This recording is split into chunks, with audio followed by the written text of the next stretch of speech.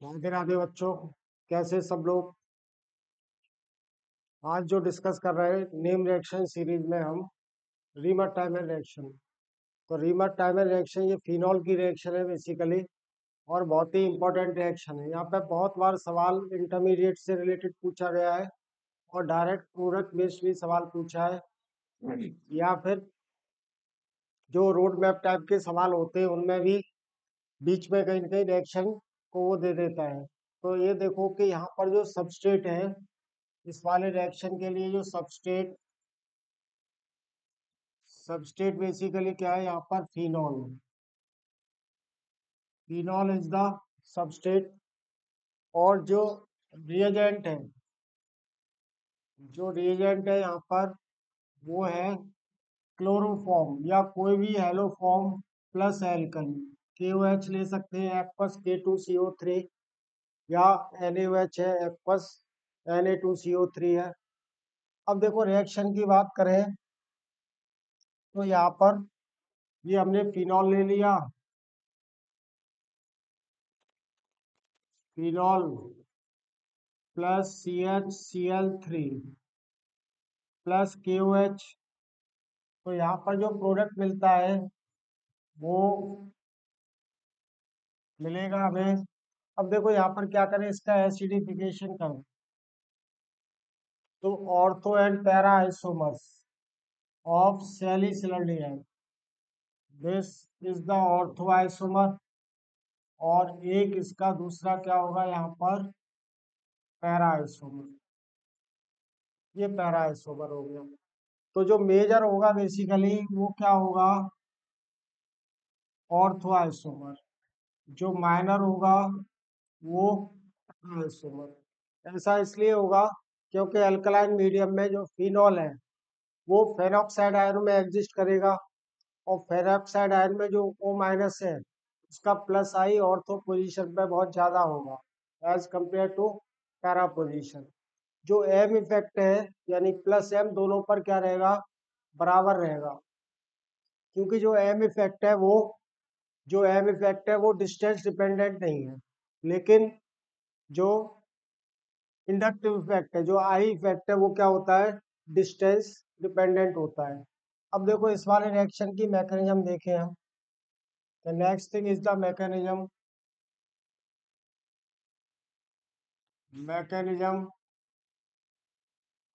तो पहले हमारे पास में अल्कलाइन सॉल्यूशन है क्लोरोफॉर्म का, उसमें हमने फिनॉल को डिजोल्व किया। तो फिनॉल क्या है, पहले एल्कली के साथ रिएक्ट करेगा। रिएक्शन जो होगा फिनॉल का वो एल्कली के साथ हुआ, KOH। और ये देखो क्या होगा, सिंपली ये वीक एसिड है और ये स्ट्रॉन्ग बेस। तो मैक्सिमम रिएक्शन मैंने पहले भी रिएक्शन में बताया है कि मैक्सिमम रिएक्शन क्या है हमारे पास में, यहाँ पर एसिड बेस रिएक्शन।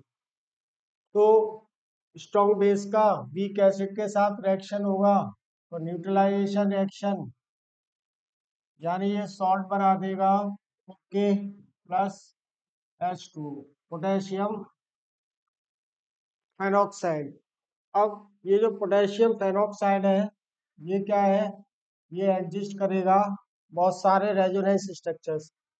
क्योंकि यहाँ पर जो बॉन्ड होगा ऑक्सीजन और पोटेशियम के बीच में, ये 100% यानी कंप्लीटली आयनिक बॉन्ड होगा। तो ये as a peroxide ion single entity रहेगा उनमें। तो ये हमारे पास O-, और इसके रेजोनेंस स्ट्रक्चर बहुत इंपॉर्टेंट पार्ट, यहाँ पर नेगेटिव चार्ज, क्योंकि ये इलेक्ट्रॉन रिलीज कर रहा है इसको। सेकंड स्ट्रक्चर क्या हो जाएगा, पैरा पोजीशन पर। अब ये यहाँ पर आएगा इलेक्ट्रॉन, तो क्या बना ये माइनस, यहाँ पर नेगेटिव चार्ज। इसके बाद ये ऑर्थो पर आया, डबल बॉन्ड O, यहाँ पर नेगेटिव चार्ज।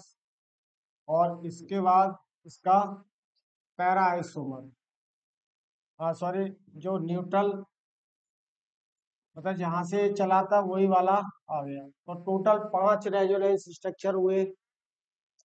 अब रेजोनेंस स्ट्रक्चर्स में भी देख लें कि ऑर्थो पोजीशन पर ज्यादा नेगेटिव चार्ज, इसलिए यहाँ पर क्या होगा कि ऑर्थो आइसोमर क्या है, वो मेजर प्रोडक्ट।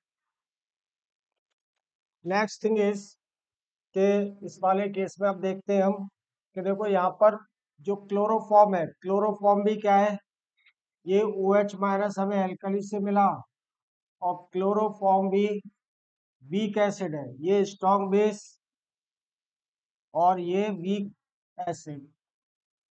तो दोनों का क्या होगा, acid base reaction. Acid base reaction में क्या मिलेगा हमें, C minus Cl3 plus H2। और ये जो C माइनस CCl3 है, ये क्या दे देगा, हम डाइक्लोरोकार्बिन मिलेगा हमें। ये C माइनस 3Cl में से एक Cl बाहर हो गया, मान लो कि ये वाला Cl बाहर हो, तो क्या बन गया, ये डाइक्लोरोकार्बिन प्लस Cl माइनस। अब डाइक्लोरोकार्बिन जो होते हैं बहुत स्ट्रॉन्ग इलेक्ट्रोफाइल्स होते हैं, क्योंकि इनके पास एक पेयर ऑफ इलेक्ट्रॉन की कमी है, इसकी हेड स्टेट कंप्लीट है, यानी 2 इलेक्ट्रॉन की यहाँ पर कमी है, तो they are the very stronger electrophile. तो ये बेंजीन रिंग में कैसे अटैक करेगा, as as as an electrophile. तो नेक्स्ट स्टेप में देख लेते हैं कि ये हमारे पास में बेंजीन यानी फेरोक्साइड का ये नेगेटिव चार्ज, ये रेजोनेंस स्ट्रक्चर है फेरोक्साइड का, प्लस क्या हुआ, ये CCl2, ये CCl2। तो थोड़ा और सही कर, ठीक है ना। अब देखो आगे कि यहाँ पर क्या है, ये देखो negative charge, this is the negative charge. अब इस वाले नेगेटिव चार्ज पर क्या है कि ये इलेक्ट्रॉन लेगा, कौन लेगा, डाइक्लोरोकार्बिन। तो हमें इंटरमीडिएट मिला, ये सारे इंटरमीडिएट बहुत ही इंपॉर्टेंट है, इंटरमीडिएट पीरियड बेस्ड रिएक्शन, मतलब क्वेश्चन कई बार पूछा है, तो इसलिए इससे इलेक्ट्रॉन लिए, यहाँ पे ऑलरेडी एक हाइड्रोजन है, तो C पर क्या हुआ, नेगेटिव चार्ज, नेगेटिव चार्ज। अब देखो नेक्स्ट स्टेप में क्या होगा कि C पे नेगेटिव चार्ज, और यहाँ पर जो हाइड्रोजन है, क्योंकि ये यहाँ से इलेक्ट्रॉन विड्रॉ कर रहा है, ये यहाँ से विड्रॉ कर रहा है, तो हाइड्रोजन कैसा हो गया, ये एसिडिक हो गया, यानी एक्टिव मिथिलीन ग्रुप बन गया, ये जो बना वो एक्टिव मिथिलीन ग्रुप। अब इस वाले एक्टिव मिथिलीन ग्रुप में क्या होगा, double bond O H C minus Cl intramolecular proton transfer. जैसे ये बनेगा तुरंत ही क्या होगा, यहाँ पर ये इंट्रामोलिकुलर प्रोटॉन ट्रांसफर भी क्या होता है, एसिड बेस रिएक्शन होता है, ठीक है ना। तो ये वाला H यहाँ आ जाएगा, नेगेटिव चार्ज यहाँ आ गया, अगेन ये क्या बन गया, minus double bond O and this is negative charge, ये क्या हो गया, CHCl2। और इसका फर्दर एक रेजोनेंस स्ट्रक्चर वो इस तरह से लिखते हैं हम कि ये O माइनस हो जाएगा again, now this is CHCl and Cl, ठीक है ना। अब अगले स्टेप में क्या हुआ कि ये जो डाइक्लोरो डेरिवेटिव है, इसका हाइड्रोलिसिस हो जाएगा with alkali. Next step will be the hydrolysis of alkali. तो देख लेते हैं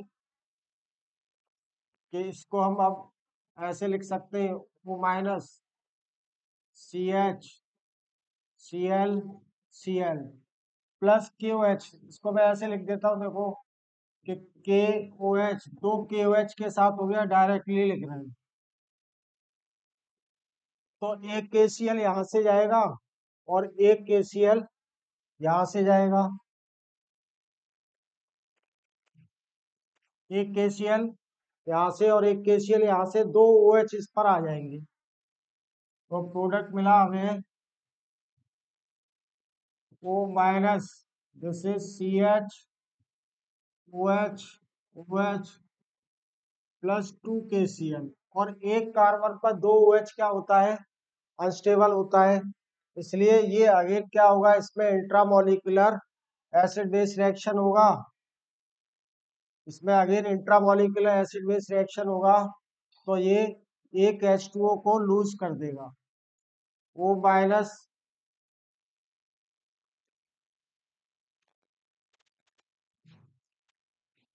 CH, ये OH हो गया। एक OH एसिड की तरह से काम करेगा और एक बेस की तरह से। तो इस पर क्या है, पार्शियल पॉजिटिव चार्ज, इस पर पार्शियल नेगेटिव चार्ज। तो सिंपली यहाँ से क्या होगा, ये H2O बाहर हो जाएगा। तो OH यहाँ से, H यहाँ से, इसके और इसके बीच में क्या होगा, डबल बॉन्ड आ जाएगा। तो ये हो गया O- CHO+H2O। Is that clear? अब अगर इसका एसिडिफिकेशन करते हैं हम, तो ये H पॉजिटिव लेकर के क्या होगा, मतलब सॉल्यूशन के ऊपर आ जाएगा, यानी ऑर्गेनिक लेयर में आ जाएगा। तो वहां से इसको इजीली हम सेपरेट कर सकते हैं। तो अगले स्टेप में देख लो कि we are having this O- CH, O लिख दूं, +H पॉजिटिव। तो ये क्या बनाएगा, इसमें क्या मिल जाएगा हमको, ये OH and this is CHO। इसको कहेंगे हम क्या, ऑर्थो सैलिसिलडिहाइड, ऑर्थोसैलिसिलडिहाइड। ठीक है ना? तो दोनों का हमें मिक्सचर मिलेगा। पैरा पर भी उसी तरह से रिएक्शन होगी, पैरा आइसोमर का अमाउंट कम रहेगा और ऑर्थो आइसोमर का अमाउंट क्या रहेगा, ज्यादा रहेगा। मैंने पहले भी इसका रीजन बताया था। क्यों रहेगा कम, क्योंकि ऑक्सीजन O- का जो नेगेटिव चार्ज है, का जो प्लस आई इफेक्ट है वो ज्यादा रहेगा कार्बन पर, ऑर्थो वाले कार्बन पर, as compare to the para carbon. ठीक है ना? तो ये मैंने रिवर टाइम रिएक्शन डिस्कस किया, और इसके बहुत सारे एप्लीकेशन है, बहुत सारे एग्जाम्पल हम नेक्स्ट क्लास में डिस्कस करेंगे। ठीक है ना? तो जय हिंद, जय भारत।